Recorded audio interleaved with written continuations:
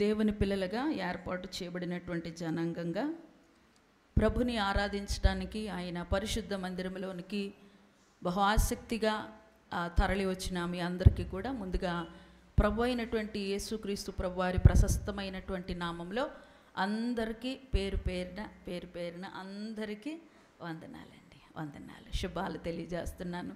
ఆయన కృపా సమాధానములు నిరంతరము మీకు తోడుగా ఉండి నడిపించునుగాక. పరిశుద్ధ లేఖన భాగాలను తెరవండి. ఇర్మియా గ్రంథము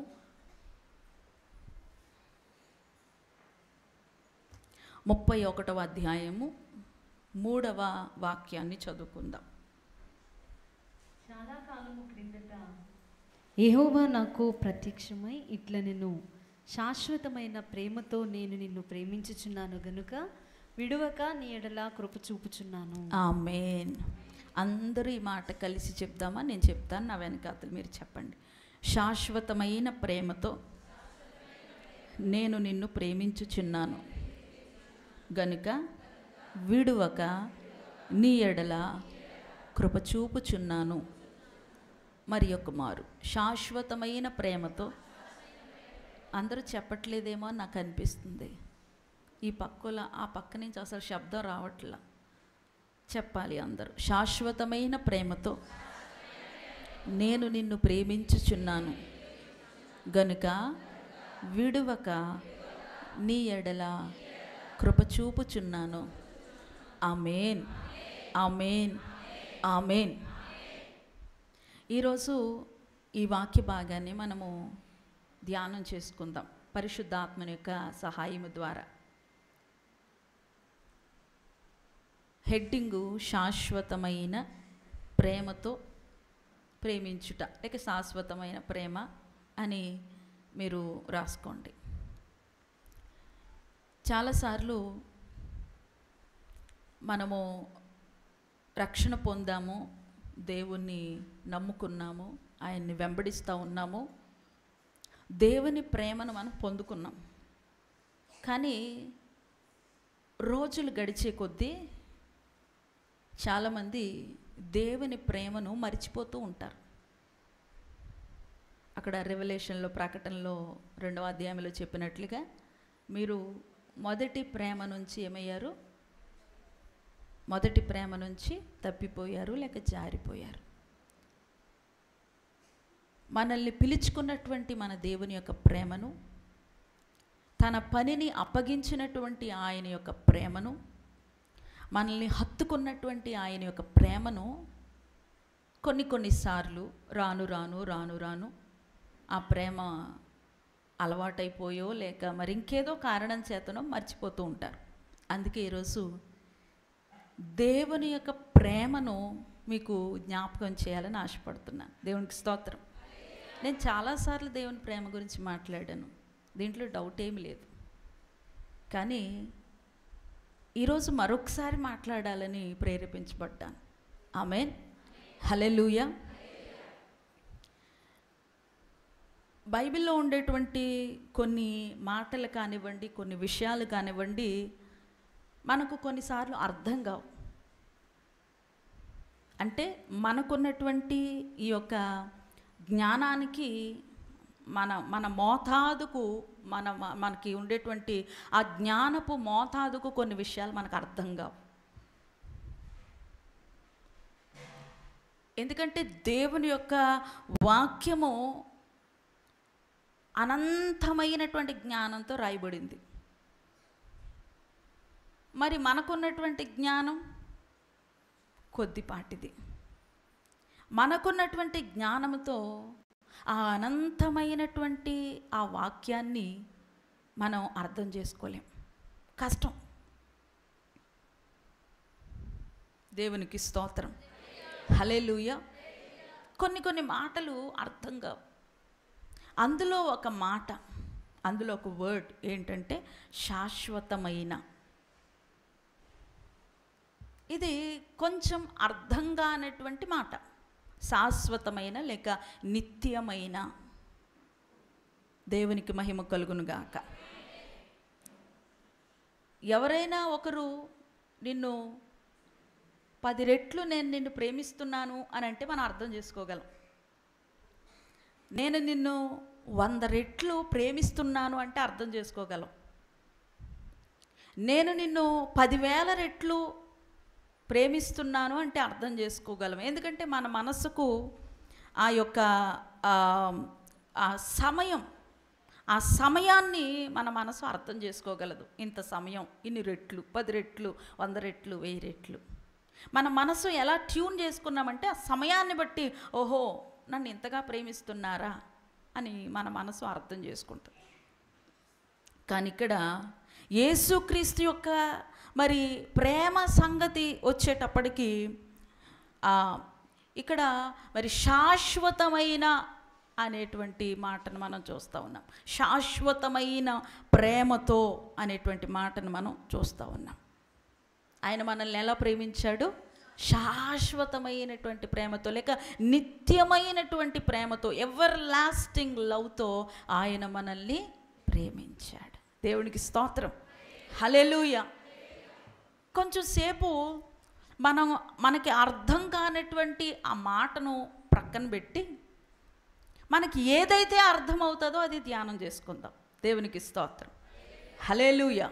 అంటే ఈ వాక్యం చివరికి వచ్చేటప్పటికి మీకు అర్థం కానటువంటి ఆ మాట కూడా బోధపడుతుంది, అర్థమవుతుంది. పక్కన పెట్టానని కాదు, వాక్యపు లోతుల్లోనికి వెళ్ళినప్పుడు, వాక్యాన్ని మనము ధ్యానం చేస్తూ ఉన్నప్పుడు ఈ శాశ్వతమైన ప్రేమ అనేటువంటి ఆ మాటకు మనకి ఖచ్చితంగా అర్థం దొరుకుతుంది.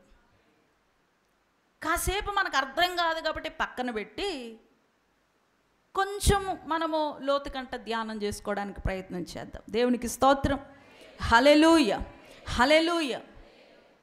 జగత్తు పునాది వేయబడక ముందే ఆయన ఎలా మనల్ని ప్రేమించాడో అనేది మనకి తెలియదు.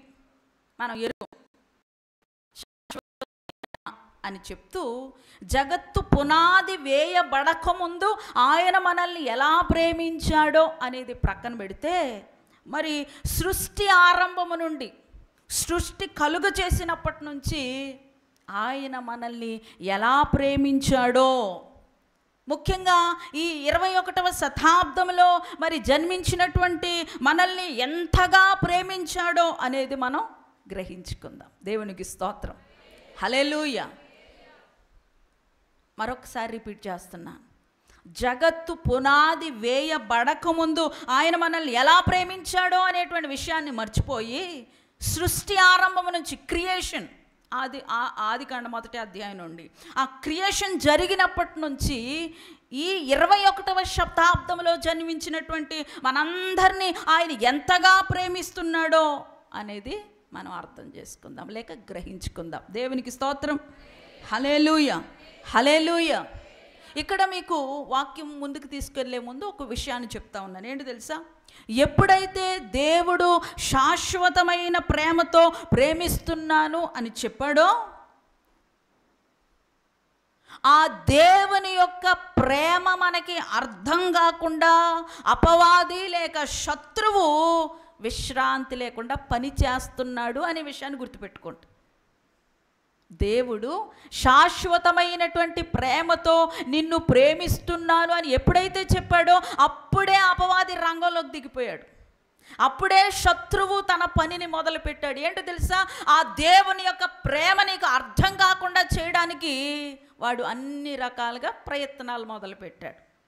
కాబట్టి దేవుని ప్రేమ నీకు అర్థం కానివాడు అపవాది. దేవుని స్తోత్రం చెప్పండి.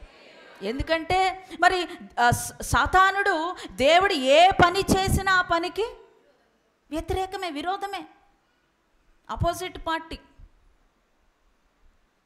ఇప్పుడు దేవుడు తన ప్రజలను ప్రేమిస్తున్నాడు అని అంటే సాతానుడు ఏం చేస్తాడు? ఆ ప్రేమను దేవుని యొక్క ప్రజల యొక్క కన్నులకు కనబడకుండా, వారు గ్రహించుకోకుండా అపవాది ఏం చేస్తాడు? ప్రయత్నిస్తూ ఉంటాడు. దేవుని ప్రేమ నీకు అర్థం కాకుండా, దేవుని యొక్క ప్రేమను గ్రహించకుండా, ఎదుగో అపవాది నీకు విరోధంగా పోరాడుతున్నాడు అనేటువంటి విషయాన్ని జ్ఞాపకం పెట్టుకో. దేవునికి స్తోత్రం, హల్లెలూయా, హల్లెలూయా. ఎందుకంటే ప్రియ దేవుని బిడ్డలారా, సాతాను, ఈ అపవాది ఎవరైతే ఉన్నారో వానికి దేవుని యొక్క ప్రణాళికలన్నీ కూడా ముందు నుంచే తెలుసు. ఎందుకంటే ఈ ఈ అపవాది అని పిలువబడుతున్నటువంటి, శత్రువు అని పిలువబడుతున్న, సాతాను అని పిలువబడుతున్నటువంటి వీడు మరి దేవుని యొక్క రాజ్యంలో దేవునితో పాటు ఉండినటువంటి వాడు కదండి. ఆయన యొక్క క్యాబినెట్లో ఆయనతో పాటు, ఇంకా చెప్పాలంటే he's holding the second rank in the heaven. అంటే ఈ అపవాది ఆ యొక్క దేవుని యొక్క రాజ్యంలో సెకండ్ ప్లేస్లో ఉన్నాడు అప్పుడు, ఇప్పుడు కాదు, త్రోసివేయబడక ముందు. వాడు లూసిఫర్. దేవుడు లూసిఫర్ని తయారు చేశాడు. ఆ లూసిఫర్ కాస్త సాతాను అయిపోయాడు, అపవాది అయిపోయాడు. దేవుని యొక్క రాజ్యంలో మరి దూతలందరితో పాటుగా, కెరూబులందరితో పాటుగా, సెరూబులందరితో పాటుగా ఈ అపవాది కూడా, లూసిఫర్ కూడా ఉన్నాడు. కాబట్టి మరి కొత్త గొప్ప దేవుని యొక్క ప్రణాళికలు వీడికి కూడా తెలుసు. అక్కడ క్యాబినెట్ జరుగుతూ ఉన్నప్పుడు, సమావేశం జరుగుతూ ఉన్నప్పుడు, అక్కడ చర్చలు జరుగుతూ ఉన్నప్పుడు, ఆ చర్చల్లో ఎవరున్నారు? దేవునికి స్తోత్రం, హల్లెలూయా. అప్పుడప్పుడు మేము ఈ కమిటీ మెంబర్స్ అందరం చుట్టూరు కూర్చొని చర్చ్ పెట్టుకుంటాం కదా. చర్చ అంటే చర్చలు, డిస్కషన్ పెట్టుకుంటాం, మీటింగ్స్ ఎప్పుడు పెట్టుకుందాం అలాగా దేవుని రాజ్యంలో కూడా ఆ క్యాబినెట్లో అక్కడ చర్చలు జరుగుతూ ఉండి, ఆ టైంలో సాతానుగాడు కూడా ఉన్నాడు త్రోసివేయబడక ముందు. కాబట్టి దేవుని యొక్క ప్రణాళికలన్నీ కూడా వీడికి తెలుసు. ఆ ప్రణాళికల్లో భాగంగా ఇదిగో ఈ ప్రజలను దేవుడు శాశ్వతంగా ప్రేమిస్తున్నాడు అనేటువంటి ఆ సంగతి కూడా ఎవరికి తెలుసు? లూసిఫర్కి, సాతానుకి తెలుసు. దేవునికి తన ప్రజలంటే ఎంతో ప్రీతి, ఎంతో ఇష్టము, శాశ్వతమైనటువంటి ప్రేమతో తన ప్రజలను ప్రేమిస్తున్నాడు అనేటువంటి సంగతి ఈ సాతానుగాడుకు తెలుసు. కాబట్టి ఇప్పుడు ఆయన యొక్క ప్రణాళికను భంగం చేయడానికి ప్రయత్నిస్తూ ఉన్నాడు. దేవునికి స్తోత్రం, హల్లెలూయా, హల్లెలూయా, హల్లెలూయా, హల్లెలూయా. ప్రియ దేవుని బిడ్డలారా, దేవునికి తన బిడ్డలంటే ఎంత ప్రేమో, తన ప్రేమ ద్వారా ఇదిగో నిన్ను, నన్ను, తన ప్రజలందరినీ కూడా మరి రక్షించాలని, ఈ పాపము నుండి విడిపించి, విమోచించి, రక్షించి తనతో పాటు తన రాజ్యంలో ఉంచుకోవాలి, చేర్చుకోవాలి అనేటువంటి సంగతి కూడా అపవాది ఎరుగును. ప్రేమిస్తున్నాడు, తన పిల్లలను విడిచిపెట్టడు, ఏదో రకంగా రక్షించుకుంటాడు, ఏదో రకంగా కాపాడుకుంటాడు అని చెప్పి దేవుడు అనుకుంటూ ఉంటే సాతానుగాడు అది భంగం చేయడానికి ప్రయత్నిస్తూ ఉన్నాడు. కాపాడుకుంటాడు తన ప్రజలను అని సాతాను ఆ యొక్క ప్లాన్స్ని, ఆ పథకాల్ని భంగం చేయడానికి ప్రయత్నిస్తూ ఉన్నాడండి. హల్లెలూయా, హల్లెలూయా, హల్లెలూయా. చూడండి దేవుని ప్రణాళిక ఎలా ఉందంటే, యూదా గోత్రములో నుంచి ఎవరు రావాలి? రక్షకుడు రావాలి కదండి. అక్కడి నుంచి స్టార్ట్ అవుతుంది. ఎక్కడి నుంచి? రక్షకుడు ఎక్కడి నుంచి రావాలి? యూదా గోత్రములో నుంచి రావాలి. ఈ యూదా గోత్రము, ఇక మిగతా గోత్రాలు 12 గోత్రాలు అనగా ఇశ్రాయేలు ప్రజలు ఇప్పుడు ఎక్కడ ఉన్నటువంటి సన్నివేశాన్ని మీకు చూపిస్తున్నానంటే ఐగుప్తులో ఉన్నారు కదండి. యాకోబు ఐగుప్తుకు వచ్చేసి తన పిల్లలందరితో అక్కడే సెటిల్ అయిపోయి 70 మంది వచ్చారు. తర్వాత వాళ్ళందరూ కూడా మరి బహువిస్తారమైనటువంటి ప్రజలుగా చేయబడ్డారు. మొట్టమొదట్లో మరి ఆ రాజు వారిని ప్రేమించినప్పటికీ కూడా ఫరో రాజు మారిపోయిన తర్వాత వేరే ఫరో వచ్చిన తర్వాత ప్రజలను హింసించడం మొదలుపెట్టాడు. చూడండి, ఆ ఇశ్రాయేలు ప్రజల్లో నుంచి, యూదా గోత్రములో నుంచే రక్షకుడు వస్తాడని చూడండి సాతాను నీకు నాకు అందనంత మరి నీ ఊహకు నా ఊహకు, నీ జ్ఞానానికి నా జ్ఞానానికి అందనంతగా ఇదిగో మొట్టమొదటిగా ఎక్కడ వాడు పతనాన్ని, వాడి యొక్క ప్లాన్ స్టార్ట్ చేశాడంటే ఇదిగో ఇశ్రాయేలు ప్రజలను గనక నాశనం చేస్తే ఎక్కడి నుంచి వస్తాడు? యూదా గోత్రములో నుంచి. ఎలా వస్తాడు యేసుక్రీస్తు ప్రభువారు అని చెప్పి మొట్టమొదటిగా ఇశ్రాయేలు ప్రజలను నాశనం చేయడానికి ప్రయత్నించాడు. మనం అందరం ఎరుగుదాం. అక్కడ ఉన్నటువంటి రాజు అయినటువంటి ఫరో అక్కడ ఉన్నటువంటి రాజు అయినటువంటి ఫరో పుట్టినటువంటి మగబిడ్డలందరినీ కూడా చంపేయమని ఏం చేశాడండి? ఆజ్ఞ జారీ చేశాడు. ఆ ఆజ్ఞ జారీ చేయడం వెనక, లేక ఆ మాట వెనక, ఫరో మాట వెనక ఎవరున్నారో తెలుసా? సాతాను ఉన్నాడు, అపవాది ఉంది. వాడి ఉద్దేశం ఏంటి? యేసుక్రీస్తు ప్రభువారు ఆ యూదా గోత్రంలో నుంచి వస్తారని ముందుగానే క్యాబినెట్లో వాళ్ళు డిస్కస్ చేసుకున్నారు. కాబట్టి మనము ఎక్కడికి వెళ్ళాలి? ముందుగా ఇశ్రాయేలు గోత్రాన్ని, లేక ఇశ్రాయేలు ప్రజల్ని మనం నాశనం చేసేసి ఎక్కడి నుంచి వస్తాడు రక్షకుడు? రాడు రక్షకుడు.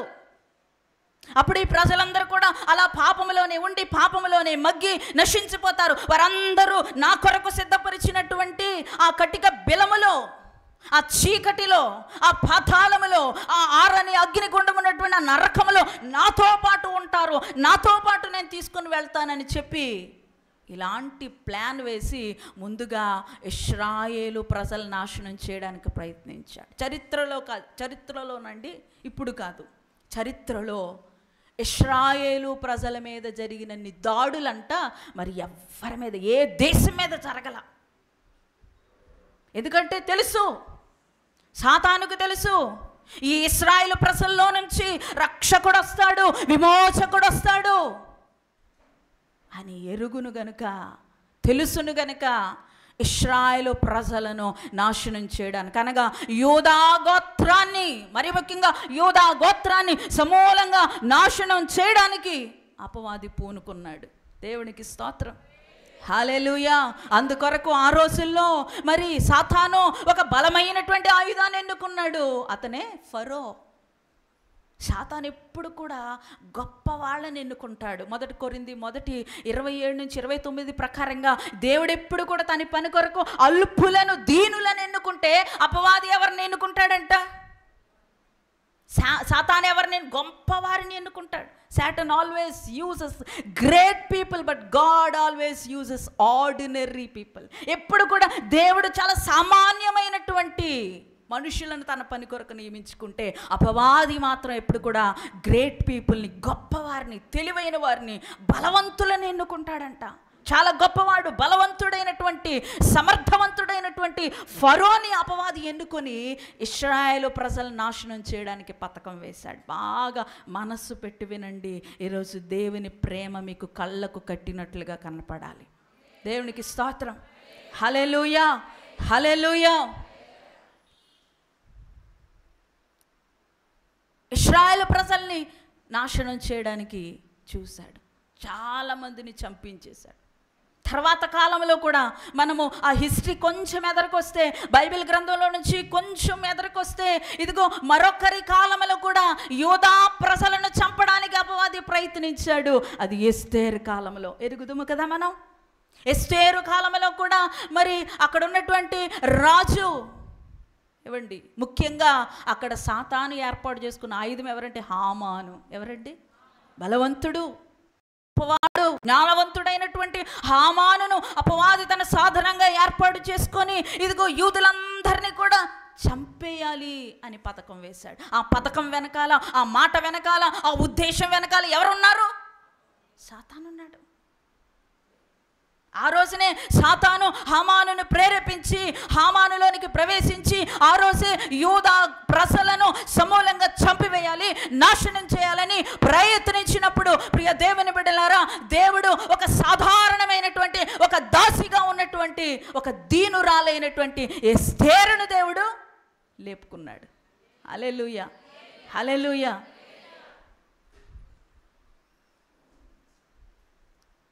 ప్రభువునందు తగ్గించుకో, ప్రభువునందు దీనుడుగా ఉండు. దేవుడు నిన్ను తగిన సమయం అందు హెచ్చిస్తాడు.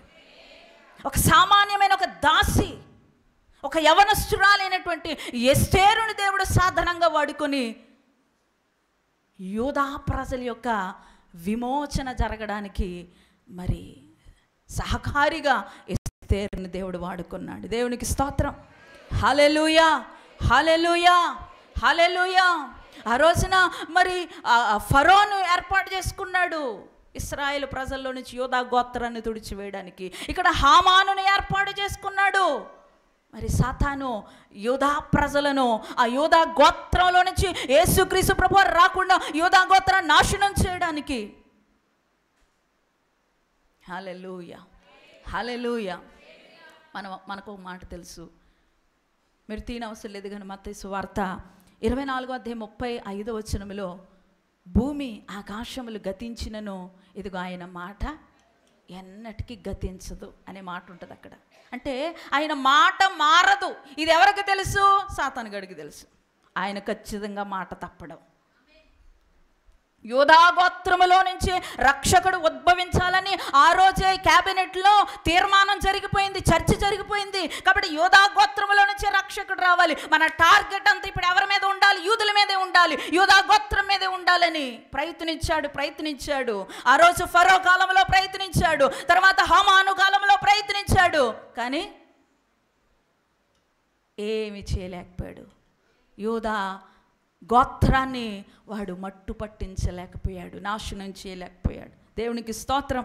హల్లెలూయా, హల్లెలూయా. ప్రియ దేవుని బిడ్డలారా, ఇక్కడ మీరు నోట్ చేసుకోవాల్సినటువంటి విషయం ఏంటంటే, సాతాను యూదా దేశం మీద, యూదా ప్రజల మీద, గోత్రం మీద దాడి చేస్తున్నప్పుడు నీవు నేను కూడా దేవుని మనసులో ఉన్నాము. ఆమేన్ చెప్పండి. మరొకసారి రిపీట్ చేస్తూ ఉన్నాను. సాతాను యూదా దేశమును, యూదా ప్రజలను, యూదా గోత్రముల నుంచి ప్రభువుని రానివ్వకుండా, రక్షకుని రానివ్వకుండా, యూదా దేశాన్ని, యూదా ప్రజలను నాశనం చేయాలని ప్రయత్నించినప్పుడు ఆ సమయంలో దేవుని మనసులో ఉన్నాము నువ్వు నేను. హల్లెలూయా. అప్పుడే స్టార్ట్ అయిపోయింది ఆయన లవ్ నీ మీద. ఎప్పుడు హల్లెలూయా.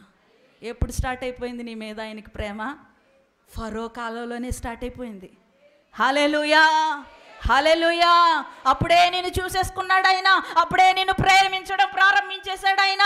అందుకే నిన్ను రక్షించేటువంటి ఆ రక్షకుడు ఈ లోకంలో ఉద్భవించడానికి ఇదిగో యూదా గోత్రాన్ని నాశనం చేయాలని ప్రయత్నిస్తున్న అపవాది యొక్క ప్రతి ఒక్క మరి ఆలోచన, ఉద్దేశాన్ని దేవుడు ఎదుర్కొంటూ వచ్చాడు. యూదా గోత్రాన్ని నాశనం చేయకుండా, యూదా గోత్రాన్ని, యూదా ప్రజలను, ఇశ్రాయేలు ప్రజలను భద్రం చేసుకుంటూ కాపాడుకుంటూ వచ్చాడు. ఎవరి కొరకు? నీ కొరకు, నా కొరకే. హల్లెలూయా. ఇప్పుడు దేవుని ప్రేమ అంటే ఇలాగేదో నా పల్లెంలో పట్టుకొచ్చి నీకు ఇచ్చేది కాదు.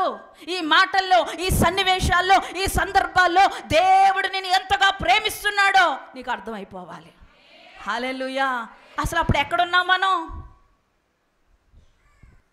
ఒక 30 సంవత్సరాల క్రితం అయితే పోనీ నాన్న కడుపులో, అమ్మ కడుపులో ఉన్నాం. అసలు అప్పుడు ఎక్కడున్నాం? అసలు మన ఆనవాళ్ళైనా ఉందా? అప్పుడే నిన్ను లవ్ చేయడం ప్రారంభించాడు ఆయన. అప్పుడే నిన్ను ప్రేమించడం ప్రారంభించాడు ఆయన. హల్లెలూయా, హల్లెలూయా. సరే వద్దాం. ఎప్పుడు కూడా సాతాను ఒక అటెంప్ట్ చేస్తాడు, ఒక ప్రయత్నం చేస్తాడు. అయితే ఆ ప్రయత్నం సఫలం అవ్వలేదంటే కుదురుగుండా కూర్చోడు. ఏం చేస్తాడు? మరలా ఇంకో ప్రయత్నం మొదలు పెడతాడు. కోర్టు కేసులు ఉంటాయి కదండి. ఈ కోర్టులో ఓడిపోతే పై కోర్టుకి వెళ్తారు, అక్కడ ఇంకో కోర్టుకి వెళ్తారు. అలాగా సాతానుడు ఎప్పుడు కూడా సైలెంట్గా ఉండడు. ఓడిపోయాడు. ఇశ్రాయేలు ప్రజలు నాశనం చేయలేకపోయాడు, యూదా ప్రజలు నాశనం చేయలేకపోయాడు. ఎందుకంటే దేవుడు ఆ బానిసత్వములో నుంచి మోషే యొక్క నాయకత్వం ద్వారా ఏం చేశాడు? దేవుడు విడిపించి బయటకు తీసుకొచ్చేసాడు. ఏం చేయలేకపోయాడు. ఇశ్రాయేలు ప్రజల్ని దేవుడు భద్రం చేశాడు. ఇప్పుడు సెకండ్ అటెంప్ట్ కొరకు, రెండవ ప్రయత్నం కొరకు మరి పథకాలను వేసుకుంటూ వాడు ప్రయత్నాలు జరిగిస్తూ ఉన్నాడు. ఏమైనా సరే రక్షణ నీ దగ్గరికి రాకూడదు. వాడి టార్గెట్ ఏంటి? ఏమైనా సరే పాప క్షమాపణ నీకు దొరకకూడదు, ఏమైనా సరే రక్షణ నీకు రాకూడదు. నీవు అన్యుడిగా పుట్టి అలాగే చావాలి, నరకము నీకు స్థానం కావాలని వాడు ప్రయత్నం చేస్తూ ఉంటే వాడి ప్రయత్నాలన్నీ నాశనం చేస్తూ యేసుక్రీస్తు ప్రభువారు భద్రం చేసుకుంటూ వచ్చాడు. దేవునికి స్తోత్రం. సరే, రెండవ అటెంప్ట్ చూద్దాం. దేవుడు ఇశ్రాయేలు ప్రజల్ని మరి విడిపించుకుని వచ్చాడు. నడుస్తూ ఉండగా, ప్రయాణం చేస్తూ ఉండగా ఒకానొక ప్రదేశంలో మోషే గారిని కొండ మీదకి తీసుకెళ్ళి 40 రోజులు ఆయనతో పాటు సహవాసం చేసిన తర్వాత మోషేకి దేవుని యొక్క మరి ధర్మశాస్త్రమును ఇచ్చాడు. దేవుడికి స్తోత్రం కదండి. 40 రోజుల సహవాసం తర్వాత మోషే అక్కడ దేవుని దగ్గర నుంచి ఏం పొందుకున్నాడు? ధర్మశాస్త్రాన్ని, అంటే వాక్యాన్ని అనుకుందాం. ఏం పొందుకుని వచ్చాడు? ఇప్పుడు వాక్యాన్ని పొందుకుని వచ్చాడు. దేవునికి స్తోత్రం చెప్పండి. హల్లెలూయా, హల్లెలూయా. ఇక అర్థమైపోయింది. ఆ పలకలు పట్టుకుని కిందకు వస్తే, ఆ వాక్యం పట్టుకుని, ఆ ధర్మశాస్త్రాన్ని పట్టుకుని కిందకు వస్తే వీళ్ళకి పాపం అంటే ఏంటో తెలిసిపోతుంది. లాస్ట్ వీక్ చెప్పాను కదా, ధర్మశాస్త్రం అనగా మనకు పాపం అనగా ఎట్టిదో మనకి తెలియజేస్తుంది. కాబట్టి ధర్మశాస్త్రం వాక్యం వీళ్ళ దగ్గరికి వస్తే ఏమవుతుంది? వీళ్ళకి పాపం అంటే ఏంటో తెలిసిపోతుంది. వీళ్ళ పాపులను గ్రహించుకుంటారు. ఆ వాక్యం ఏం చేస్తుంది? వీళ్ళని శుద్ధి చేస్తుంది. యాకోబు పత్రికలో 1వ అధ్యాయంలో ఉంటుంది, ఇదిగో మీ ఆత్మలను రక్షించుటకు శక్తి కలిగినది దేవుని వాక్యం అని ఉంటుంది. హల్లెలూయా, హల్లెలూయా, హల్లెలూయా. ఒక మనిషిని విడిపించగలిగింది, ఆ బంధకాల నుంచి విడిపించగలిగింది వాక్యం. కాబట్టి ఆ వాక్యము వీళ్ళ దగ్గరికి వస్తే వీళ్ళు మారిపోతారు, వీళ్ళ పరిశుద్ధులైపోతారు, వీళ్ళ పవిత్రులైపోతారు. నా మాట వినరు, నా దారిలో ఉండరు. వీళ్ళకి సత్యాలు తెలుసుకుంటే, వీళ్ళకి మంచి చెడులన్నీ తెలిసిపోతే, పాపమును గురించినటువంటి అవగాహన, వాక్యం గురించినటువంటి అవగాహన తెలిసిపోతే, ఇదిగో ఇక ఎన్నటికీ వీరు నాకు దొరకరు అని చెప్పి ఇప్పుడు సాతాను రెండవ ప్రయత్నం దేని మీద చేశాడండి? దేవుని యొక్క వాక్యాన్ని నాశనం చేయడం మీద వాడు కాన్సన్ట్రేట్ చేశాడు. దేవునికి స్తోత్రం. చక్కగా 40 రోజులు దేవునితో సహవాసం చేసుకొని, ఈ చేతిలో ఒక పలక, ఈ చేతిలో ఒక పలక, వాక్యాన్ని పట్టుకొని కిందకు వస్తూ ఉంటే ఆల్రెడీ ముందే సిద్ధం చేసి ఉంచాడు. ఎవరు? సాతానుగాడు. ఎవరిని సిద్ధం చేసి ఉంచాడండి? మోషే గారికి కోపం పుట్టించడానికి, మోషే గారికి రౌద్రం పుట్టించడానికి, మోషే గారికి పౌరుషం పుట్టించడానికి ఇక్కడ ముందే అపవాది కొంతమందిని సిద్ధపరిచుంచాడు. అందులో మెయిన్ క్యాండిడేట్ ఎవరంటే వారి అన్నయ్య గారు అయినటువంటి అహరోను గారు. సొంత అన్నయ్యే. ఏం చేశాడో మనకు తెలుసు. అదే స్టోరీ నేను వివరించను, ఎందుకంటే ముందుకెళ్ళాలి కదా. ఏం చేశాడో తెలుసు అహరోను చేసినటువంటి ఆ నాయకత్వంలో, అహరోను ప్రజలందరూ చేసినటువంటి ఆ యొక్క మరి నీచమైనటువంటి అసహ్యమైనటువంటి పనికి ఇప్పుడు మోషే గారికి బీభత్సమైన కోపం వచ్చేసింది. విపరీతమైన కోపం వచ్చేసి ఆ కోపాన్ని అణుచుకోలేక ఏం చేశాడండి? 2 పలకను నేలకేసి కొట్టాడు అంతే. ఇప్పుడు ఏమైపోయినాయి? సాతానుగాడు ఆ పక్క నుంచి చప్పట్లు కొట్టుకుంటున్నాడు. అమ్మయ్య, సాధించా. ఏమనుకుంటున్నాడు? అహరోన్ నెగ్గాడా, మోషే నెగ్గాడా అని ఆలోచిస్తే కాదు. అక్కడ అపవాది నెగ్గుతూ చప్పట్లు కొట్టు, నేను సాధించా. వాక్యం వాళ్ళ దగ్గరికి వెళ్లకుండా, వాక్యం వాళ్ళని సమీపించకుండా, వాక్యము ద్వారా వారు మారు మనసు పొంది రక్షణలోనికి రాకుండా, వాక్యము వెల్లడి అయ్యి వారికి జ్ఞానము కలగకుండా, ఇదిగో నేను సాధించాను అని అపవాది సంబరపడుతూ ఉన్నాడు. దేవునికి స్తోత్రం. హల్లెలూయా, హల్లెలూయా, హల్లెలూయా, హల్లెలూయా. ప్రియ దేవుని బిడ్డలారా, కానీ ఎప్పుడైతే, గుర్తుపెట్టుకోండి ఇక్కడ, ఎప్పుడైతే ఆ రాతి పలకలు పగిలిపోయాయో, అక్కడ సాతానుడు నేను సాధించాను అని విర్రవీగుతూ చప్పట్లు కొట్టుకుంటూ నవ్వుకుంటూ ఉన్నాడు. ఆ సమయములో నీవు నేను దేవుని మనసులో ఉన్నాం. దేవుని స్తోత్రం చెప్పండి. హల్లెలూయా. రాతి పలకలు పగిలిపోయి వాక్యం నాశనం చేసేసానని అపవాది విర్రవీగుతూ చప్పట్లు కొట్టుకున్నటువంటి ఆ తరుణంలో, ఆ సమయంలో, ఆ సందర్భంలో దేవుని మనసులో నువ్వు ఉన్నావు. దేవుని మనసులో నేనున్నాను. దేవుని ఆలోచనలో మనం ఉన్నాము. దేవుని ప్రేమ కంటిన్యూ అవుతానే ఉంది నీ విషయంలో. హల్లెలూయా. అక్కడ స్టార్ట్ అయినటువంటి ప్రేమ మధ్యలో వదిలిపెట్టేలా దేవుడు నిన్ను నన్ను ప్రేమించాడు. హల్లెలూయా, హల్లెలూయా. దేవుని వాక్యం లేకపోతే మనం చీకట్లోనే ఉంటాము. మనం ఇంకా మరి ఆ అంధకారంలోనే ఉంటూ నాశనమైపోతామని అపవాది అనుకుంటే, మరి దేవుడు దయగలిగినటువంటి వాడు, కనికరం కలిగినటువంటి వాడు, ప్రేమ కలిగిన వాడు. కాబట్టి ఏం చేశాడండి? దేవుడు మరలా దేవుని యొక్క వాక్యాన్ని మనకి అందించాడు. కోపముతో ఆ పని చేసినప్పటికీ కూడా మరి దేవుడు మరలా ఏం చేశాడండి? ఆ వాక్యాన్ని మన దగ్గరికి చేర్చాడు. అది దేవుని ప్రేమ. హల్లెలూయా, హల్లెలూయా.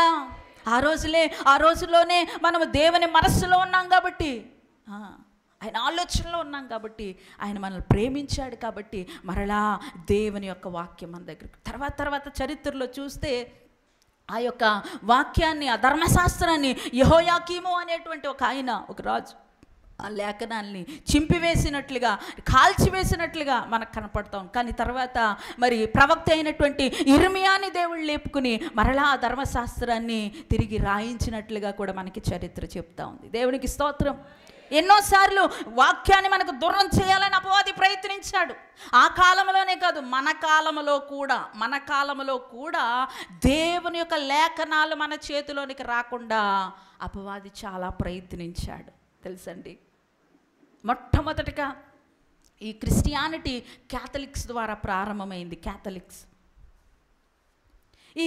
ఈ క్యాథలిక్స్ ఆ రోజుల్లో ఏం చేశారంటే, వాక్యము ప్రతి ఒక్కరి చేతికి వెళ్ళకుండా, చాలాసార్లు నాన్నగారు ఈ మాట మీకు చెప్పే ఉండుంటారు, వెళ్ళకుండా ప్రతి ఒక్కరికి వాక్యం వారి చేతిలో లేకుండా ఏం చేశారంటే, ఆ వాక్యాన్ని, ఆ ధర్మశాస్త్రాన్ని చుట్టలుగా కట్టేసి ఒక చోట కట్టేసి భద్రంగా ఉంచారు. ఎవరి చేతికి అది అందనివ్వలేదు క్యాథలిక్స్. ఎందుకంటే వాళ్ళు కొన్ని వేరే రూల్స్ పెట్టి మరి క్రీస్తు యొక్క ప్రేమను మరుగు చేయడానికి ప్రయత్నించారు. అందుకే మరి ఆ క్యాథలిక్స్లో మరి ఉన్నటువంటి ఆయన ఎవరంటే మార్టిన్ లూథర్ గారు. లూథరన్ సంఘ వ్యవస్థాపకులైనటువంటి మార్టిన్ లూథర్ గారు ఆ రోజుల్లో దేవుళ్ళు లేపుకున్నాడు. ఆయన కూడా మొదట క్యాథలిక్కే. వారి యొక్క ఆచారాలను బట్టే మరి మనం చూడొచ్చు చరిత్రలో. మీరు మార్టిన్ లూథర్ అనేటువంటి విషయాన్ని మీకు కొడితే చాలా విషయాలు అక్కడ తెలియచేయబడతాయి. ఆయన మరి మోకాళ్ళ మీద మెట్లెక్కుతూ మరి మోక్షం కొరకు, పాపక్షమాపణ కొరకు తన రక్తాన్ని కార్చుకుంటూ మరి మెట్లెక్కి పైన ఉండేటువంటి గుడికి వెళ్ళేవారంట. ఆ టైంలో దేవుడు అతన్ని దర్శించి మరి ఈ విధం మన రక్తము చిందించడం వలన పాప క్షమాపణ కలగదు, నేను ఆల్రెడీ పాప క్షమాపణ కొరకు నేను రక్తము చిందించాను అని మార్టిన్ లూథర్ గారిని ఆ రోజుల్లో దేవుడు లేపుకొని క్యాథలిక్స్ని ఎదిరించి వారు కట్టి ప్రజలకు అందకుండా భద్రం చేసి ఉన్నటువంటి దేవుని యొక్క లేఖనాలను మరుగు చేయబడి ఉంచినటువంటి దేవుని లేఖనాలను ఆయన బయటికి తీసుకొచ్చి ప్రింట్లు వేసి ప్రజలందరికీ కూడా అందించారు. దేవుని స్తోత్రం. హల్లెలూయా, హల్లెలూయా. సాతానుడు ఎంతో ప్రయత్నించాడు. ఆ రోజుల్లో మరి అహరోనును ఆ ప్రజలను వాడుకున్నాడు, యెహోయాకీమును వాడుకున్నాడు. వాక్యం మన యొద్దకు రాకుండా నాశనం చేయడానికి అనేక మందిని వాడుకున్నాడు, క్యాథలిక్స్ను వాడుకున్నాడు. కానీ దేవుడు ఆయా సమయాల్లో అనేకులను లేపి ఇదిగో వాక్యము మన దగ్గరికి తీసుకొచ్చాడు. దేవునికి స్తోత్రం. హల్లెలూయా, హల్లెలూయా. ప్రియ దేవుని బిడ్డలారా, ఇదిగో దేవుడు నిన్ను నన్ను ప్రేమించి, దేవుడు వాళ్ళందరినీ కూడా అత్యధికంగా ప్రేమించి ఆ రోజున ఇశ్రాయేలు ప్రజల్ని భద్రం చేసుకున్నాడు. రెండవదిగా మరి వాక్యాన్ని ఆయన ఏం చేశాడండి? భద్రం చేశాడు. నీ రక్షణ కొరకు, నా రక్షణ కొరకు. ఆమేన్, హల్లెలూయా. మరి సాతానుడు ఊరుకుంటాడా? ఊరుకోడు. మూడవ ప్రయత్నం కొరకు ఇప్పుడు సెట్ చేసుకుంటున్నాడు. మూడవ ప్రయత్నం ఏంటి? ఎవరి మీద? మరి ఇప్పుడు వాడు మూడవ బాణాన్ని వాడు విసరబోతున్నాడు. ఏ రకంగా వాడు ప్రయత్నించి దేవుని ప్రజలైనటువంటి వారికి రక్షణ రాకుండా వాడు చేయాలని చూస్తున్నాడు అంటే, ఇదిగో మనం చూడొచ్చు, కాలము సంపూర్ణమైనప్పుడు యేసుక్రీస్తు ప్రభువారు ఈ భూమి మీదకి రావలసినటువంటి సమయం ఆసన్నమైంది. కాలం సంపూర్ణమైనప్పుడు యేసుక్రీస్తు ప్రభువారు, తండ్రి అయినటువంటి మరి ఆయన యొక్క ప్రియ కుమారుడైన యేసుక్రీస్తు ప్రభువారు కాలం సంపూర్ణమైనప్పుడు ఈ భూమి మీదకి రావలసినటువంటి సమయం ఆసన్నమైంది. ఇప్పుడు యేసుక్రీస్తు ప్రభువారు జన్మించిపోతూ ఉన్నారు. ఆయన జన్మిస్తే ఏమవుతుంది మనందరికీ తెలుసు. ఆయన జన్మిస్తే ఆయన శ్రమల పాలవుతారు, సిలువకెక్కుతారు, రక్తం కారుస్తారు, సిలువ మీద మరణిస్తారు, తర్వాత మూడవ దినాన్ని తిరిగి లేస్తారు. తద్వారా మానవాళికి ఏమొస్తుంది? కాబట్టి ఇప్పుడు ఎవరి మీద ప్రయత్నం? ఎవరి మీద వాడు మూడవ అటెంప్ట్ చేస్తూ ఉన్నాడంటే యేసుక్రీస్తు ప్రభువారి మీద దాడి మొదలుపెట్టాడు. దేవునికి స్తోత్రం చెప్పండి. హల్లెలూయా, హల్లెలూయా. ఎందుకంటే వాడికి ఇష్టం లేదు నీవు నేను దేవుని ప్రేమ చేత రక్షించబడి దేవుని యొక్క రాజ్యంలో హక్కుదారులు కావడం వాడికి ఇష్టం లేదు. కాబట్టి మూడవ దాడిగా ఇదిగో మరి తన ప్రియ కుమారుడైనటువంటి యేసుక్రీస్తు ప్రభువారి మీద చేయడం ఆరంభించాడు. హల్లెలూయా. చూడండి, ఆదిలో మనం చూస్తే ఇక్కడ సాతాను ఎవరిని ఏర్పాటు చేసుకున్నాడంటే యేసు ప్రభువారిని చంపడానికి. ఆ రోజుల్లో అక్కడ ఫరోని ఏర్పాటు చేసుకుంటే ఇక్కడ రాజు అయినటువంటి హేరోదును ఏర్పాటు చేసుకున్నాడు కదండి. హేరోదును మనం చూడొచ్చు. యేసు ప్రభువారు పుట్టిన తర్వాత ఆ జ్ఞానులు వచ్చిన తర్వాత మరి రాజు అయినటువంటి హేరోదు ఒక ఆజ్ఞ జారీ చేస్తాడు. 2 సంవత్సరాల పిల్లలందరినీ కూడా చంపేయండి, మగ పిల్లలందరినీ. ఎందుకు 2 సంవత్సరాల మగ పిల్లలందరినీ చంపమన్నాడు? ఎవరిని చంపడానికి ఆజ్ఞ జారీ చేశాడు చెప్పండి? యేసు ప్రభువారిని. ఆ మాట వెనకాల హేరోదు వెనకాల హేరోదు ఆ మాట అనడానికి ఆ మాట వెనకాల ఎవరున్నారు? సాతాను ఉన్నాడు. వాడి ఉద్దేశం ఏంటి? యేసు ప్రభువారిని పుట్టినట్టే చంపేయాలి. హల్లెలూయా, హల్లెలూయా, హల్లెలూయా. గట్టిగా చెబుదాం హల్లెలూయా. మనం చూస్తాం యేసు ప్రభువారు ఆ చిన్నతనంలోనే కాదు, ఎన్నోసార్లు మరి బైబిల్ చదివేటువంటి అలవాటు ఉన్నటువంటి వారికి తెలుస్తాయి. అనేక మంది పరిసయ్యులు, శాస్త్రులు, మరి ఈ ప్రధాన యాజకులు ఎన్నోసార్లు ఆయన పరిచర్య చేస్తున్నటువంటి దినాల్లో చంపడానికి ప్రయత్నించారనే మాట మనం చదువుతాం కదండి. ఎన్నోసార్లు ఆయన పట్టుకోవడానికి, ఆయన్ని తోసేయడానికి.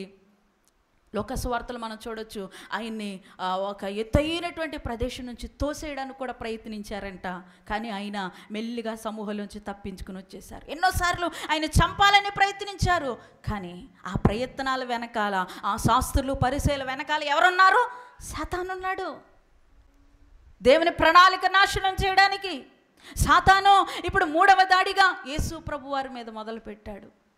చూడండి, మనం చూస్తాం యేసుక్రీస్తు ప్రభువారు మరి బాప్తిజం పొందిన తర్వాత, యొర్దాను నదిలో బాప్తిజం పొందిన తర్వాత 40 రోజుల పాటు మరి అరణ్యములో దేవుని ఆత్మచేత కొనిపోబడ్డారు ఉపవాస ప్రార్థనలు చేయడానికి కదా.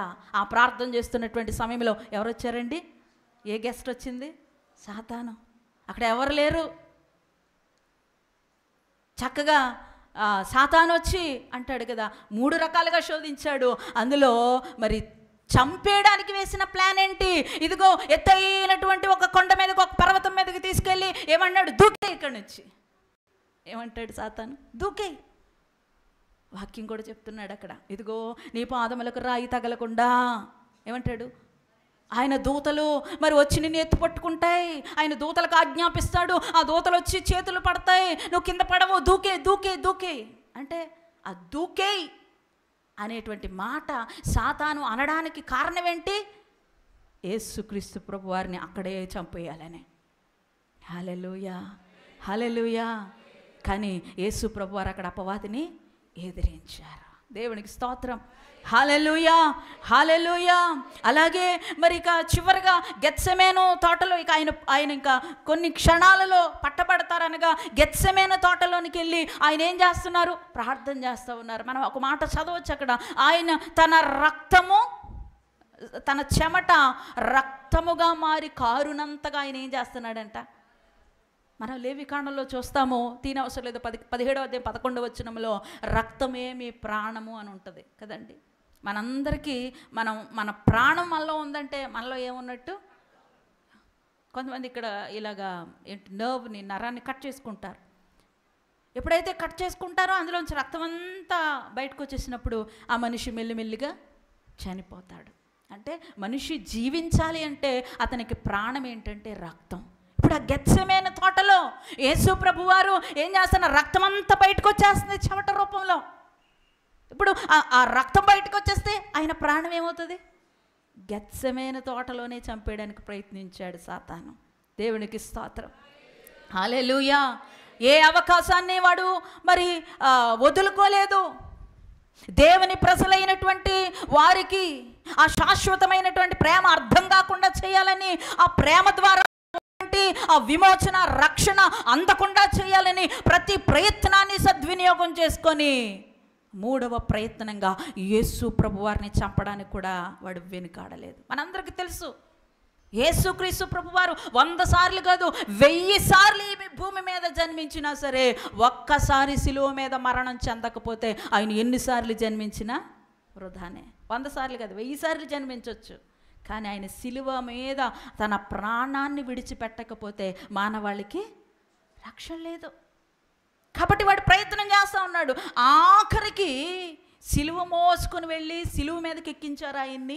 సిలువ మీద వేలాడుతూ ఉన్నారా, ఈ చేతికో మేకు ఈ చేతికో మేకు, 2 కాళ్ళు పెట్టి మరి కాళ్ళకు కూడా మేకులు దిగ్గొట్టి ఇక్కడ శిరస్సు మీద ముళ్ళ కిరీటం పెట్టి మరి ఆయన రక్త సిక్తమైనటువంటి దేహంతో అక్కడ సిలువలో వేలాడుతూ ఉంటే అక్కడికి వచ్చినటువంటి కొంతమంది మనుషులు ఏమంటున్నారు, ఇదిగో నువ్వు దేవుని కుమారుడివైతే కిందకు దిగు, కిందకు దిగు. ఆ మాట అనిపించేవాడు ఎవరు? ఆ మాట వెనకాల ఎవరున్నారు తెలుసా? సాతాను ఉన్నాడు.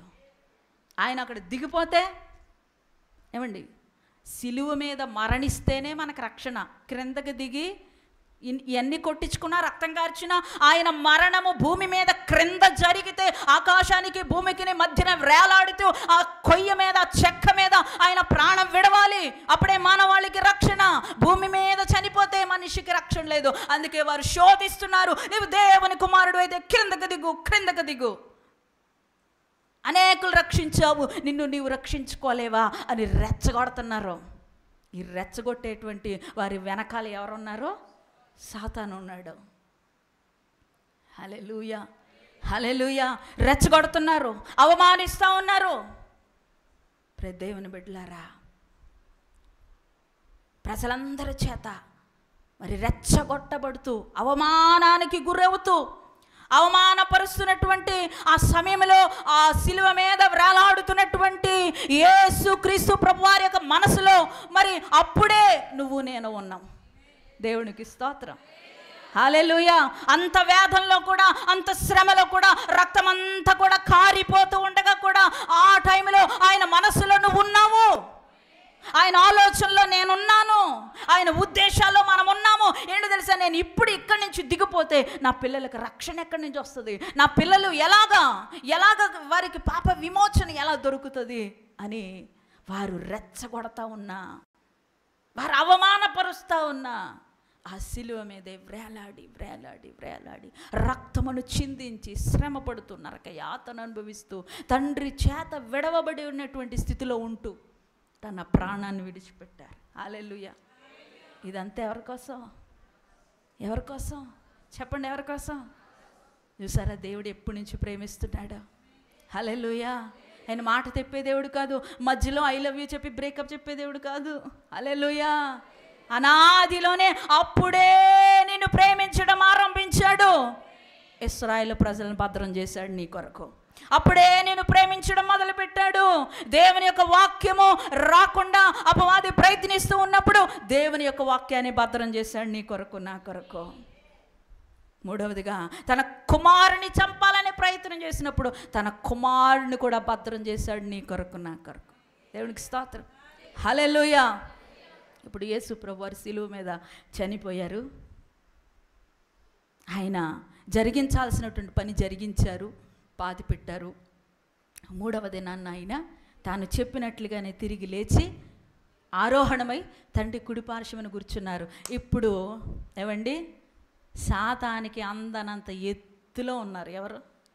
యేసు ప్రభువారు. హల్లెలూయా. ఇక అందుకోలేడు. హల్లెలూయా, హల్లెలూయా. రక్షణ కార్యం అయిపోయింది. ఇక యేసుక్రీస్తు ప్రభువారిని వాడు అందుకోలేనంత ఎత్తులోనికి ఆయన వెళ్ళి కూర్చున్నారు. ఎప్పటికీ అందుకోలేడు. ఆమేన్, హల్లెలూయా. మనందరం ఎరుగుదము ఆయన శిరస్సు అయితే మనమందరము ఆయన శరీరము. దేవునికి స్తోత్రం, హల్లెలూయా, హల్లెలూయా, హల్లెలూయా. ఆయన ఎవరండి? ఇలా చెప్పండి, ఎవరు? శిరస్సు. యేసుక్రీస్తు ప్రభువారి శిరస్సు. సంఘము అని పిలువబడుతున్న మనము ఆయన యొక్క శరీరము. చెప్పండి, ఆయన యొక్క, యేసుక్రీస్తు ప్రభువారు. ఇలా చెప్పండి, గుర్తుండిపోవాలి. యేసుక్రీస్తు ప్రభువారు, మనము ఆయన శరీరము. శరీరంలో అవయవాలన్నీ ఉంటాయి కదా, ఇవన్నీ కలిస్తే సంఘం. హల్లెలూయా. ఇప్పుడు యేసు ప్రభుని అందుకోలేకపోతున్నాడు, కుదురుగుండా కూర్చుంటాడా? ఆడేమైనా చేతగానోడా? కుదురుకుండా కూర్చోడు. 3 ప్లాన్స్ అట్టర్ ఫ్లాప్ అయిపోయినాయి. ఏమైపోయినాయి? 3 పథకాలు అట్టర్ ఫ్లాప్ అంటే అట్టర్ ఫ్లాప్. ఏం చేయలేకపోయాడు. యూదా గోత్రములో నుంచి యేసుక్రీస్తు ప్రభువారు రాకుండా ఆపాలని ప్రయత్నించాడు, ఆపలేకపోయాడు. వాక్యం రాకుండా ఆపాలని ప్రయత్నించాడు, ఆపలేకపోయాడు. యేసు ప్రభువారు శిలువ మీదకి ఎక్కి చనిపోకుండా ఆపాలని ప్రయత్నించాడు, ఆపలేకపోయాడు. సరే, ఇంకా ఆపలేకపోయానులే, ఓడిపోయాను, నీకులాగా నాకులాగా ఓటమి ఒప్పుకుంటాడా? ఒప్పుకోడా. ఇక పేలైపోయాను కదా అని కొంతమంది మొత్తాన్ని సర్దేసుకుంటారు. ఇంకా లేదు. ఎంతమందో ఎన్నోసార్లు ఫెయిల్ అయితేనే ఈ రోజుల్లో పెద్ద పెద్ద స్థానాల్లో ఉన్నారు. ఒక్కసారి అపజయం వచ్చిందని సాతానుగాడికి ఉన్నటువంటి పట్టుదల కూడా నీకు లేదా? హల్లెలూయా, హల్లెలూయా. వాడు పట్టుదల కలిగినటువంటి మనిషి. 3 సార్లు అట్టర్ ఫ్లాప్ అయిపోయినా సరే మరలా పుంజుకొని ఈసారి ఆ తలని ఎలాగో నేను అందుకోలేను, శరీరాన్ని. ఇప్పుడు తలకి నొప్పి పెట్టాలంటే దేన్ని గిల్లాలి? శరీరాన్ని గిల్లాలి. అందుకే ఇప్పుడు లాస్ట్ 4వ చివరి ప్రయత్నం ఇది. ఇంకా ఏంటిది? 4th అండ్ లాస్ట్ ప్రయత్నం. హల్లెలూయా. అటెంప్ట్ అనమాట. Last attempt, 4th attempt. 3 చెప్పాను, 3 ఫెయిల్ అయిపోయాడు. ఇప్పుడు 4వ అటెంప్ట్ జరుగుతూ ఉంది. ఏంటది? దేని మీద ఇప్పుడు సాతాను మరి దాడి చేస్తూ ఉన్నాడు? దేన్ని పాడు చేయడానికి అంటే సంఘం మీద సాతాను దాడి జరుగుతుంది. దేవుడికి స్తోత్రం. హల్లెలూయా, హల్లెలూయా. దేవుని బిడ్డలారా, గుర్తుపెట్టుకోండి, ఆత్మ సంబంధమైనటువంటి రీతిలో ఆలోచించండి. ఏ సంబంధమైనటువంటి ఆ సంపదలు అవన్నీ కూడా దేవుడు మనకి తగినటువంటి సమయంలో ఇస్తాడు. హల్లెలూయా, హల్లెలూయా. వాక్యం చదువుతూ ఉండగా ఒక చక్కని మాట కనపడుతుందండి. చూడండి ఒకసారి, లూకా సువార్త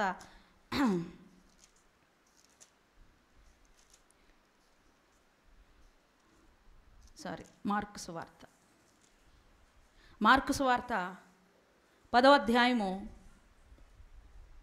28 నుంచి చదవం ఒకసారి, తొందరగా ఫాస్ట్గా. పేతురు, ఇదిగో మేము సమస్తమును విడిచిపెట్టి. పేతురు అంటున్నాడు, మేము సమస్తం విడిచిపెట్టి నేను వెంబడించదు కదా ఆయనతో చెప్పసాగిన. అందుకు యేసు ఇట్లను, నా నిమిత్తము సువార్త నిమిత్తము ఇంటినైనను అన్నదమ్ములనైనను అక్క చెల్లెళ్ళనైనను తల్లిదండ్రులనైనను పిల్లలనైనను భూములనైనను విడిచినవాడు. నా నిమిత్తము ఎవరైతే తల్లిదండ్రులను, భూములను, మరి అక్క చెల్లెండను, అన్నదమ్ములను, మరి నా సువార్త నిమిత్తము భూములనైనను విడిచినటువంటి వారు, చూడండి, ఇప్పుడు ఇది అండర్లైన్ చేసుకోండి. ఇప్పుడు అంటే ప్రెసెంట్. ఇప్పుడు ఇహమందు హింసలతో పాటుగా నూరంతలుగా ఇండ్లు, అన్నదమ్ములు, అక్క చెల్లెండ్రు, తల్లులు, పిల్లలు, భూములు, రాబోవు కాలమందు నిత్య జీవమును పొందునని మీతో నిశ్చయంగా చెప్పుచున్నాను. హల్లెలూయా. నువ్వు దేవుని కొరకు నిలబడ్డావా? స్టాండ్ తీసుకున్నావా? అన్నిటిని విడిచిపెట్టేశావా? నీ ఆచారాల్ని, నీకు అడ్డొస్తున్నటువంటి, మరి నిన్ను దేవునికి అంటుకట్టనివ్వకుండా అడ్డొస్తున్నటువంటి నీ బంధువులను, రక్త సంబంధులను, అవసరమైతే తల్లిదండ్రులను, మరి నీకు కావలసినటువంటి సంపదను అన్నిటిని విడిచిపెట్టేశావా? Don't worry. దేవుడు అంటున్నాడు, ఇప్పుడు ఇహమందు అంటే దేవుల్లో ఉంటే హింసలే వస్తాయి అనుకుంటున్నారేమో. ఇప్పుడు ఇహమందు, ఈ లోకములో నువ్వు జీవించి ఉన్నంత కాలము కూడా హింసలతో పాటుగా నీవు పోగొట్టుకున్నటువంటి వాటన్నిటినీ కూడా ఏమంటున్నాడు అక్కడ? నూరంతలుగా ఇండ్లు వస్తాయంట, నూరంతలుగా అన్నదమ్ములు, అక్క చెల్లెండ్రు, తల్లులు, పిల్లలు, భూములు. హల్లెలూయా. ఏ సంబంధంగా కూడా మనం ఆశీర్వదింపబడతాము. హల్లెలూయా. మరి ముఖ్యంగా రాబో కాలంలో పరసంబంధమైనటువంటి నిత్య జీవాన్ని మనం పొందుకుంటాం. దేవునికి స్తోత్రం కలుగునుగా. హల్లెలూయా.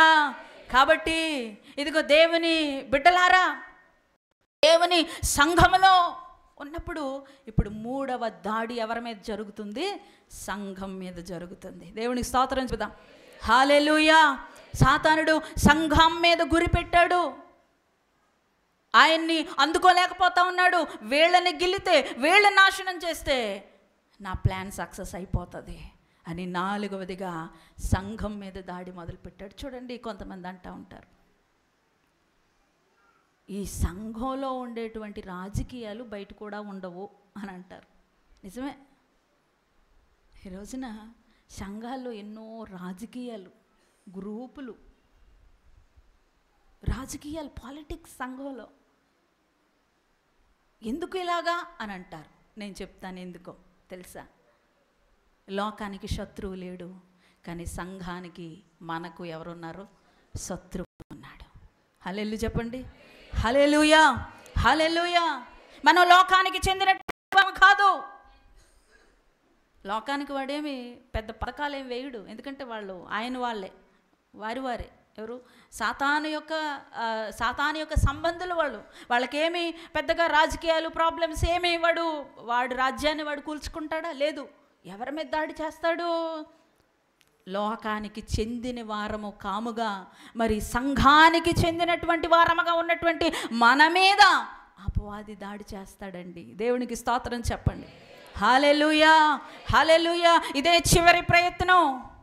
ఇప్పటికీ నేటికి వాడి ప్రయత్నం కొనసాగుతూనే ఉంది. ఆదిలో సంఘం స్టార్ట్ అయినప్పుడు, ఎప్పుడు స్టార్ట్ అయింది? పేతురు కాలం సంఘం స్టార్ట్ అయింది కదండి. పేతురు కాలంలో 120 మందితో స్టార్ట్ అయింది సంఘం. ఆ తర్వాత మెల్లిగా 3,000 మంది, 5,000 మంది, అలా మెల్లిమెల్లిగా సంఘం ఏమైంది? విస్తరిస్తూ వచ్చింది. బయట సంఘాన్ని నాశనం చేయడానికి ఎన్నో పథకాలు సౌలు రూపంలో వచ్చాయి కదండి. సంఘాన్ని నాశనం చేయడానికి, సంఘాన్ని పాడు చేయడానికి బయట నుంచి ఎంత ప్రయత్నిస్తూ ఉన్నా సరే సాతానుడు విజయం సాధించలేకపోతున్నాడు. బయట నుంచి సంఘం మీద బాణం వేస్తున్నాడు, కొడుతున్నాడు, చంపుతున్నాడు, హింసిస్తున్నాడు సాతానుడు సంఘాన్ని నాశనం చేయడానికి. అయితే సంఘము చెక్కు చెదరట్లా. అయితే ఇప్పుడు వాడు ఏం చేశాడు? సంఘం లోపలికి వచ్చాడు. ఎక్కడికి వచ్చాడు? అపోస్తల కార్యములు 5వ అధ్యాయంలో మనం చూస్తే సంఘం లోపలికి వచ్చి సమర్పణ కలిగినటువంటి 2 వ్యక్తులను సాతానుడు ఏం చేశాడండి? స్వాధీనం. ఎవరు వాళ్ళు? దేవునికి స్తోత్రం. హల్లెలూయా. అననీయ సపీరాల్ని మీరు నెగిటివ్ క్యారెక్టర్స్ కింద చూడొద్దు. వాళ్ళు ఎంతో సంపూర్ణమైనటువంటి భక్తి కలిగినటువంటి వారు, ఎంతో గొప్ప విశ్వాసులు, ఎంతో త్యాగపూరితమైనటువంటి మనసు కలిగినటువంటి వారు అననీయ సపీరాలు.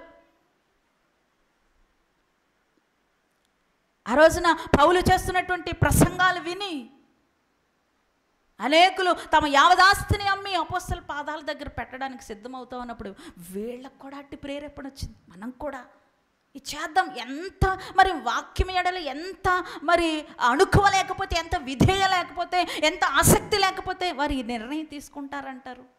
తీసుకున్నారు. ఎంతో భక్తి, ఎంతో విశ్వాసము, ఎంతో సమర్పణ కలిగినటువంటి వారు.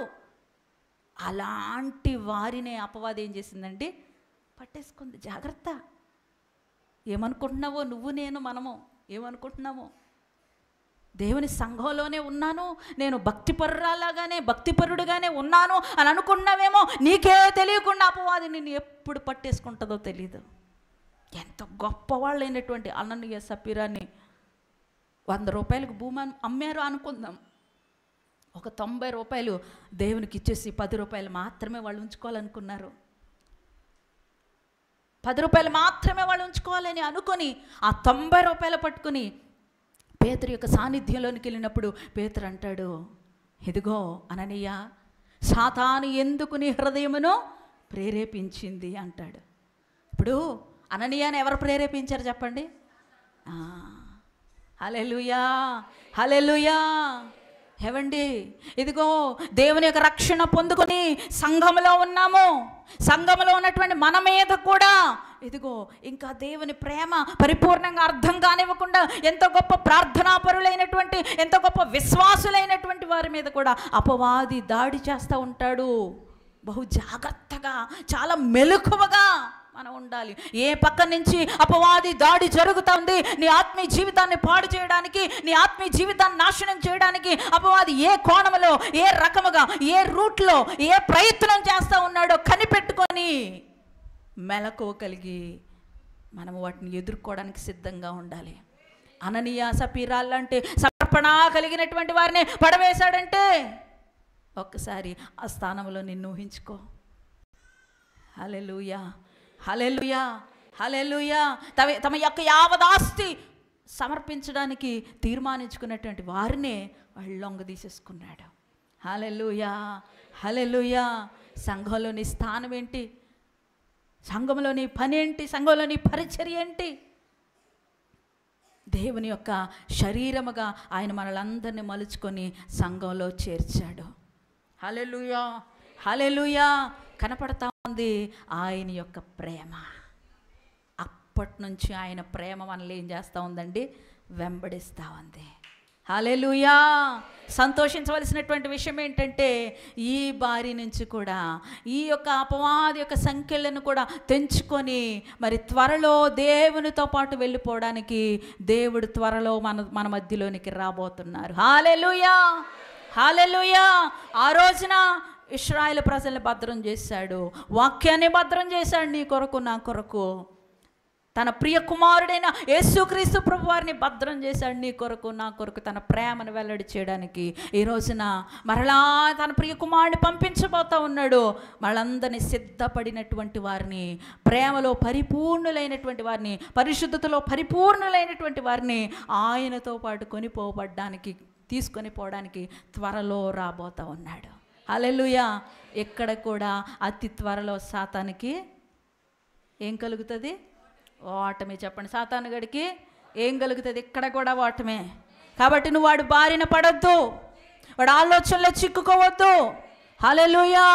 ఈ రోజున దేవుని ప్రేమ నీకు మరి కళ్ళ కట్టినట్లుగా ప్రభు చూపించారు. శాశ్వతమైనటువంటి రీతిలో ప్రభువు నిన్ను ప్రేమించాడు.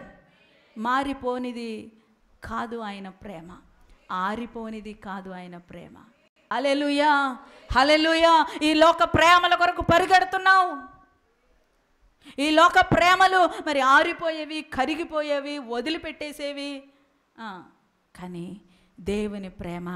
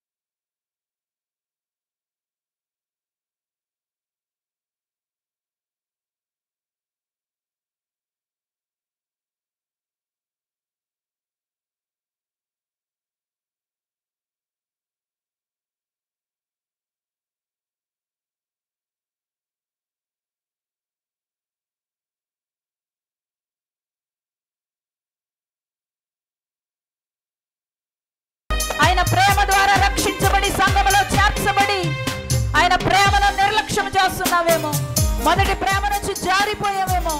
ఈ రోజున మరొకసారి నా దేవా, నా తండ్రి, నా ప్రభువా, నా రాజా అని చెప్పి దేవుని ప్రేమను జ్ఞాపకం చేసుకో. నన్ను రక్షించిన ప్రేమ, రక్తము కార్చిన ప్రేమ, రమ్మని పిలిచిన ప్రేమ, రిక్తుని బ్రోచిన ప్రేమ, రక్షణ ఇచ్చెను, రక్షణ ఇచ్చెను నా దేవుని ప్రేమ, దేవుని ప్రేమ, శాశ్వత ప్రేమ. ఆమేన్. దేవుని ప్రేమ. ఎక్కడికి పరిగెడుతున్నావు? దేవుని ప్రేమను విడిచి ఎవరి ప్రేమ కొరకు పరుగు పెడుతున్నావు? తల్లిదండ్రుల ప్రేమ నిలిచిపోయేది కాదు, బంధువుల ప్రేమ నిలిచేది కాదు, భార్య భర్తల మధ్య ప్రేమ ఆరిపోయేది. ఆ ప్రేమ దేవుని బిడ్డ, నీ కొరకు నిన్ను ప్రేమించి ఆయన తన ప్రియ కుమారుని వదులుకున్నాడు. నిన్ను ప్రేమించి నీ కొరకు శిలువ మీద తన రక్తాన్ని కార్చి ప్రాణం పెట్టాడు ఆయన. దేవుని ప్రేమని గుర్తెరుగు. పోగొట్టుకున్నటువంటి ఆ ప్రేమ దగ్గరికి మరలా తిరిగిరా. పోగొట్టుకున్నటువంటి ఆ ప్రేమ దగ్గరికి మరలా తిరిగిరా. దేవుడు నిన్ను పిలుస్తున్నాడు. ఇప్పటికీ నిన్ను ప్రేమిస్తున్నాడు. నువ్వు వ్యర్థమైన జీవితాన్ని జీవిస్తున్నా, అసహ్యకరమైన జీవితాన్ని జీవిస్తున్నా, ఇప్పటికీ నిన్ను ప్రేమిస్తున్నాడు ఆయన. ఇప్పటికీ నిన్ను ప్రేమిస్తున్నాడు ఆయన. దేవుని ప్రేమ, శాశ్వత ప్రేమ, మారదు, ఆరదు, మారదు, ఆరదు నా దేవుని ప్రేమ, దేవుని ప్రేమ, శాశ్వత ప్రేమ, నా దేవుని ప్రేమ, శాశ్వత ప్రేమ. దేవునికి స్తోత్రం. నీ రహస్య జీవితము, నీ పాప జీవితము, నీ దుష్టత్వం అంతా తెలిసి కూడా ఇప్పటికీ నిన్ను ప్రేమిస్తున్నాడు. అప్పుడు ప్రేమించాడు, ఇప్పుడు ప్రేమిస్తున్నాడు, ఎప్పటికీ ప్రేమిస్తాడు ఆయన. ఉదాహరణకు ఒక చిన్న మాట, నువ్వు జరిగించిన ఈ దుష్టత్వము, ఈ అసహ్యమైన కార్యాలు నీ పక్క వాళ్ళకి తెలిస్తే, నీ భార్యకి తెలిస్తే, నీ భర్తకు తెలిస్తే, నీ పిల్లలకి తెలిస్తే, నీ బంధువులకి తెలిస్తే, నీ చుట్టుపక్కల వాళ్ళకి తెలిస్తే, నీకు కావలసినటువంటి వారికి తెలిస్తే, నిన్ను ఇంతకుముందు ప్రేమించినట్టు ప్రేమిస్తారా? ఇంతకుముందు రాసుకొని పూసుకుని తిరిగారు, ఇప్పుడు అలా రాసుకొని పూసుకుని తిరుగుతారా? దూరం పెట్టరా నిన్ను? అమ్మోయ్, నువ్వు మారిపోయావు, పశ్చాత్తాపడిపోయావు, రక్షణ పొందేశావు, అయినా సరే అమ్మోయ్ పాపులు వీళ్ళు అని ఇంతకుముందు మాట్లాడినట్టు మాట్లాడడానికి వారు ముందుకు రారు. నీతో స్నేహం చేయడానికి ఇష్టపడరు, నీతో మరి బంధుత్వం కలుపుకోవడానికి ఇష్టపడరు. కానీ నిన్ను పరిపూర్ణంగా ఎరిగి కూడా, నువ్వేంటో తెలిసి కూడా ఇప్పటికీ నిన్ను ప్రేమిస్తున్నాడంటే, ఎవరి ప్రేమతో ఆయన ప్రేమను పోల్చగలవు? ఎవరి ప్రేమ కొరకు పరుగు పెడుతున్నావు? యవనస్తులారా, స్త్రీలారా, పురుషులారా, ఎవరి ప్రేమ కొరకు పరుగు పెడుతున్నారు? నీ దుష్టత్వం ఒక్కసారి, నీ చెడుతనం ఒక్కసారి జ్ఞాపకం తెచ్చుకో. నువ్వు తిరిగిన తిరుగులు జ్ఞాపకం తెచ్చుకో. నువ్వు చేసిన అన్యాయం మోసం జ్ఞాపకం తెచ్చుకో. ఎవరు ప్రేమిస్తారు నిన్ను? ఎవరు చేరదీస్తారు నిన్ను? దేవుని ప్రేమని కనపడట్లేదా? శాశ్వతమైన ప్రేమతో, he's loving you ever lasting. ఆయన నిన్ను శాశ్వతంగా ప్రేమిస్తున్నాడు. మరలా చెప్తున్నాను, అప్పుడు ప్రేమించాడు. అప్పుడు అసలు నువ్వెవరవో, భూమి మీద ఎక్కడున్నావో కూడా తెలియదు. అప్పుడే ఫరో కాలంలోనే ఆయన మనసులో, ఆయన ఆలోచనలో, ఆయన ఉద్దేశాల్లో నువ్వు ఉన్నావు. వాక్యమును నాశనం చేయాలనుకున్నప్పుడు ఆయన మనసులో, ఆయన ఆలోచనలో, ఆయన ఉద్దేశంలో నువ్వు ఉన్నావు. Because he loves you. ప్రియకుమారుడైనటువంటి యేసు క్రీస్తు ప్రభువాన్ని హతమొందించి ఆ రక్షణ కార్యం జరగకుండా ఆపాలని అపవాది ప్రయత్నించినప్పుడు ఆయన ఆలోచనలో ఉన్నావు. Because he loves you. ఇప్పుడు సంఘములో చేర్చబడిన నిన్ను నాశనం చేయాలని అపవాది ప్రయత్నిస్తూ ఉన్నప్పుడు కూడా నువ్వు దేవుని మనస్సులో ఉన్నావు, ఆయన ఆలోచనలో ఉన్నావు. అందుకే ప్రతిసారి నిన్ను దేవుడు కాపాడుతున్నాడు కదా అని నువ్వు లైట్ తీసుకోవద్దు. నిన్ను నువ్వు కాపాడుకుంటూ భద్రం చేసుకుంటూ ఆ ప్రేమను చులకన చేయక, ఆ ప్రేమను త్రోలనాడక, ఆ ప్రేమను మరి చిన్నతనంగా చూడకుండా ఆ దేవుని యొక్క ప్రేమను అర్థం చేసుకొని ప్రతి క్షణము నాన్న నన్ను ప్రేమించావా, తండ్రి నన్ను ప్రేమిస్తున్నావా, నీ ప్రేమ ఎంతో ఉన్నతమైనదని ఆయన ప్రేమను ప్రతి క్షణం జ్ఞాపం చేసుకొని దేవునిలో మరింతగా అంటుకట్టబడుతూ దేవుని రాజ్యానికి సిద్ధపడండి. అట్టి కృప పరిశుద్ధాత్మ దేవుడు మనందరికీ దయచేయను గాక. ఆమేన్. ప్రార్థన. పరిశుద్ధుడా స్తోత్రము. ఈరోజు మీరు మాకు ఏదైతే మాటలు చెప్పారో అవన్నీ మా హృదయంలో స్థిరించేయండి. అవును తండ్రి, మా దుష్టత్వము, మా నీచ కార్యములన్నీ మీకు తెలుసు ప్రభువా. మేము పుట్టకముందే మేము ఎలా ఉంటామో, ఎలా బ్రతుకుతామో, ఏమేం పాపాలు చేస్తామో, ఎలాగ అన్యాయాలు చేస్తామో, ఎలాంటి దోషపూరితమైనటువంటి పనులు చేస్తామో నువ్వు ఎరిగి కూడా అప్పుడు మమ్మల్ని ప్రేమించావయ్యా. మా స్థితిని బట్టి మమ్మల్ని ఎక్కడ విడిచిపెట్టలేదు. మా యొక్క అసహ్యకరమైన బ్రతుకును బట్టి ఎప్పుడు కూడా మమ్మల్ని కాదనలేదు, వద్దనలేదు. మమ్మల్ని ప్రేమిస్తూనే ఉన్నావు. నేటికినే మమ్మల్ని ప్రేమిస్తున్నావు. ఎప్పటికీ మమ్మల్ని శాశ్వతంగా ప్రేమించే దేవుడు నాయన. అందుని బట్టి నిన్ను స్తుతిస్తూ పరిపూర్ణంగా నీకు అప్పగించుకుంటున్నాం. నీ రాకడ పర్యంతరము ప్రభువా మమ్మల్ని కాపాడి భద్రం చేసి ప్రేమించమని యేసు నామములో ప్రార్థిస్తున్నాం తండ్రి. ఆమేన్. వందనాలండి అందరికీ.